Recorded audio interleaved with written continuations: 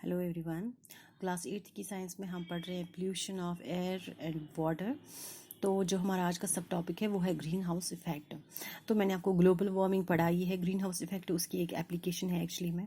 तो विंटर्स में आपने देखा होगा कि प्लांट्स अच्छे से ग्रो नहीं कर पाते हैं ड्यू टू लो टेम्परेचर। तो विंटर्स में काफ़ी लो टेम्परेचर होता है, काफ़ी ठंड होती है, तो जिसके मतलब कारण जो प्लांट्स होते हैं वो ग्रो नहीं कर पाते हैं अच्छे से। तो उनको जो प्लांट्स को जो ऑप्टिमम टेम्परेचर की रिक्वायरमेंट होती है वो उनको नहीं मिलती है। ठीक है, तो हम एडवाइस किए जाते हैं कि इनको प्लांट्स को कहाँ पे उगवाओ, ग्रीन हाउस में। ठीक है, आपने वो देखा होगा।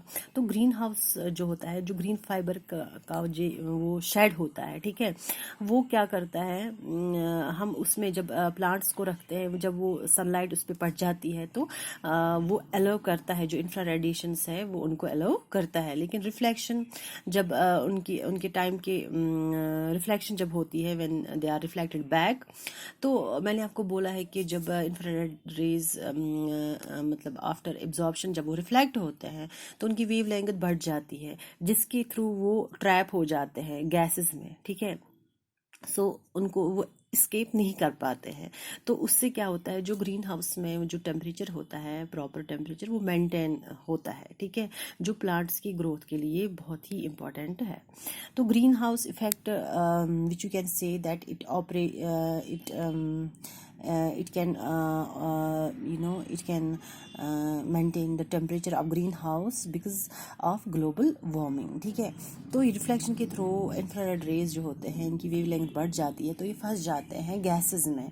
ठीक है, जिसके थ्रू ये टेम्परेचर को थोड़ा सा बढ़ाते हैं। तो ये मेंटेन होता है ग्रीन हाउस में टेम्परेचर, तभी जाके प्लांट्स ग्रो अप करते हैं विंटर्स में भी। ठीक है, तभी हम एडवाइस किए जाते हैं कि प्लांट्स को विंटर्स में या कोल्ड टेम्परेचर में कहाँ पे ग्रो करो, ग्रीन हाउस में।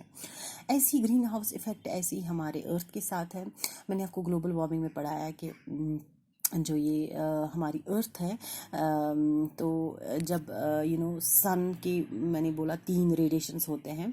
तो ये जो कुछ रेडिएशंस एब्जॉर्ब करती है अर्थ, कुछ रिफ्लेक्ट करती है। ठीक है, तो जो ये सन की जो हीट होती है, तो ये कहाँ पे ये इससे क्या होता है, इससे जो ये रेडिएशंस हमारी अर्थ पे पड़ते हैं तो वो ये मतलब क्या एब्जॉर्ब करती है, जिसके मतलब जिसके थ्रू ये हमारे जो अर्थ का जो टेम्परेचर है वो मेंटेन रहता है।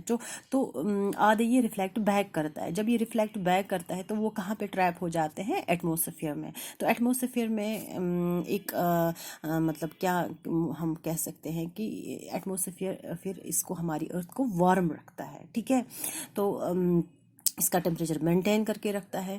तो दैट मीन्स कि greenhouse effect is one of the reason that earth is comfortable place to live. ठीक है, तो गैसेज जो होते हैं एटमॉस्फेयर में, फॉर एग्जांपल कार्बन डाइऑक्साइड होता है, तो ये जब मतलब जो इंफ्रारेड रेज है, जब ये रिफ्लेक्ट होता है तो उनकी वेव लेंथ बढ़ जाती है, तो ये कहाँ पे फंसेंगे, ट्रैप हो जाएंगे जो एटमॉस्फेयर में गैसेस होंगे। फॉर एग्जांपल कार्बन डाइऑक्साइड भी उसमें गैस एक है, तो उसमें ट्रैप हो जाएंगे। तो ये हमारी अर्थ को हीटअप करता है और वार्म रखने में मदद करता है। तो इन गैसेस को हम बोलते हैं ग्रीन हाउस गैसेस, जिनमें ये